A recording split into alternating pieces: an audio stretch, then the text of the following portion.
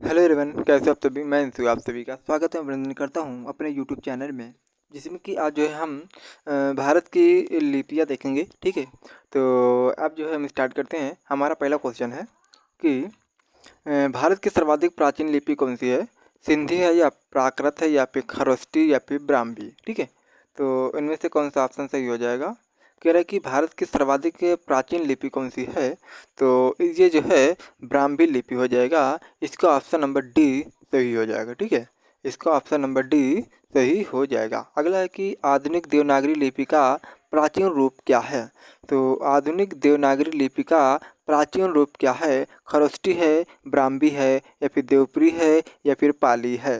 ठीक है, तो कह रहा कि आधुनिक देवनागरी लिपि का प्राचीन रूप क्या है, तो ये जो है इसका ऑप्शन नंबर बी यानी कि ब्राह्मी है। क्या है, ब्राह्मी है। जो आधुनिक देवनागरी लिपि का प्राचीन रूप क्या है, ब्राह्मी है। इसका ऑप्शन नंबर बी सही हो जाएगा।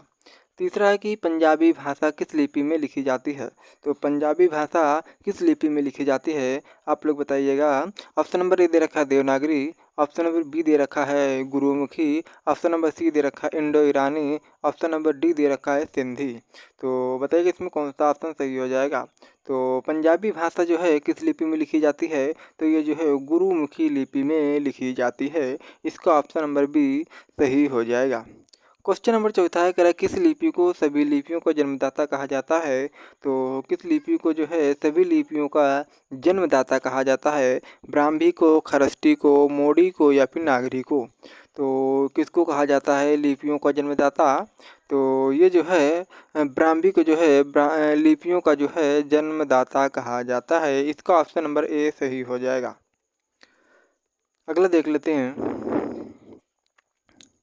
क्वेश्चन पांचवा कह रहा है कि खरोष्टी लिपि लिखी जाती है बाईं से दाईं ओर या फिर दाईं से बाईं ओर या फिर उपयुक्त दोनों या फिर इनमें से कोई नहीं। तो खरोष्टी लिपि जो है किस साइड से लिखी जाती है, तो ये जो है दाईं से बाईं की ओर लिखी जाती है।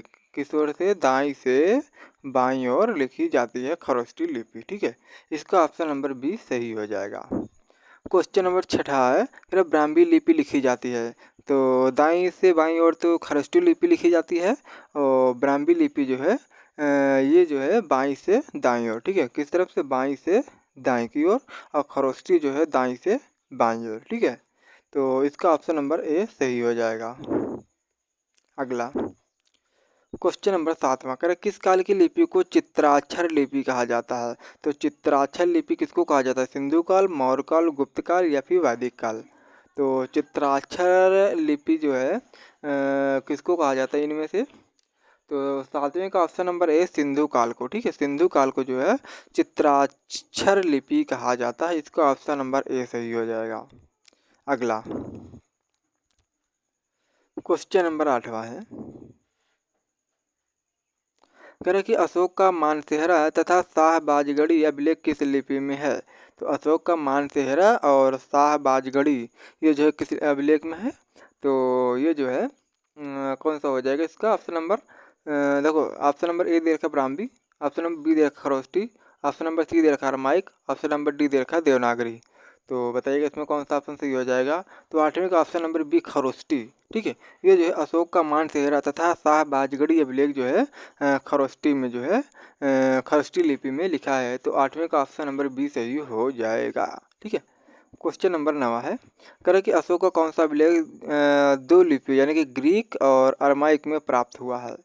तो ग्रीक और अरमाइक में कौन सी लिपि जो अभिलेख जो है प्राप्त हुआ है, शाहबाजगढ़ी या फिर मानसेहरा या फिर कालसी या फिर सारे सार ए देख लेते हैं। हाँ, सारे कूना। ठीक है, तो बताइएगा इसमें कौन सा ऑप्शन सही हो जाएगा।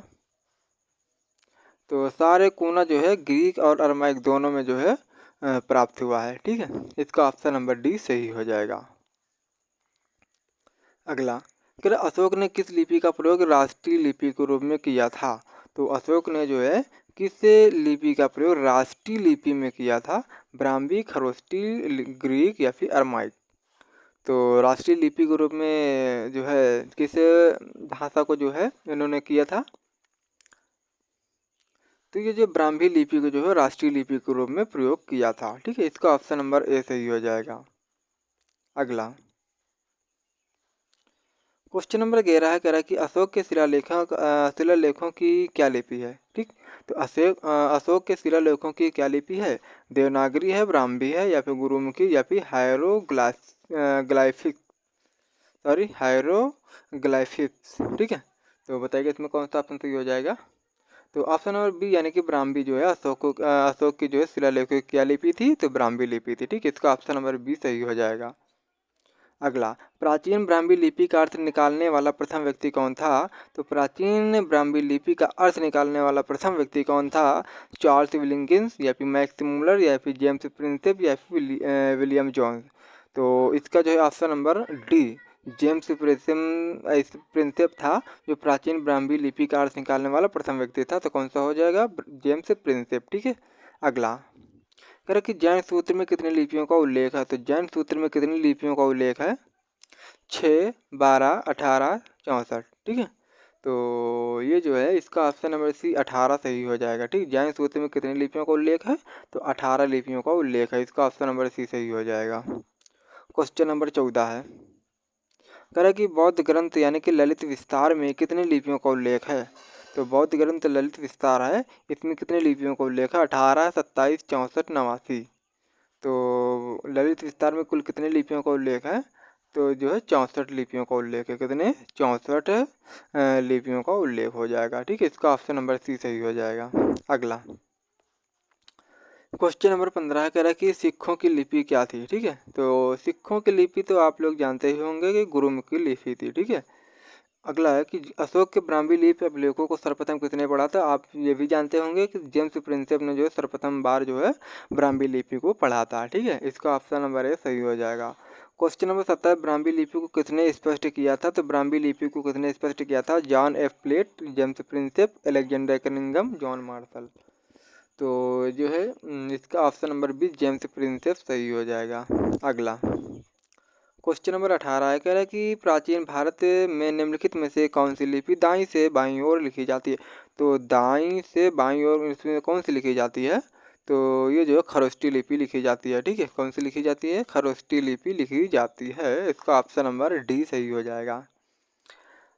अगला है कि हिंदी किस लिपि में लिखी जाती है। तो हिंदी जो है किस लिपि में लिखी जाती है, तो बताइएगा। देवनागरी, रोमन, पार्थियन, पाली।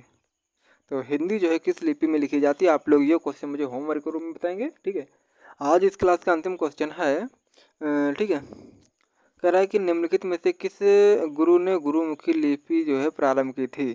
तो आप लोग मुझे बताइएगा। कह रहा है कि कौन सी जो है कि गुरुमुखी लिपि जो है किस सिख गुरु ने लिखा था। तो ये जो है किसने लिखा था, आप लोग बताइएगा। तो गुरु अंगद ने लिखा था। किसने लिखा था, गुरु अंगद ने लिखा था। ठीक है, गुरुमुखी लिपि किसने लिखा था, तो गुरु अंगद जी ने लिखा था। ठीक है, तो आज हमने जो है क्वेश्चन कुल जो है 20 देखा है। ठीक है, अगर आप लोगों को ये वीडियो पसंद आई हो तो लाइक एंड सब्सक्राइब करें। ठीक है, अब मिलते हैं नेक्स्ट वीडियो में, तब तक आप लोग अपना ध्यान रखिएगा, मस्त रहिएगा। जय हिंद, जय भारत, वंदे मातरम।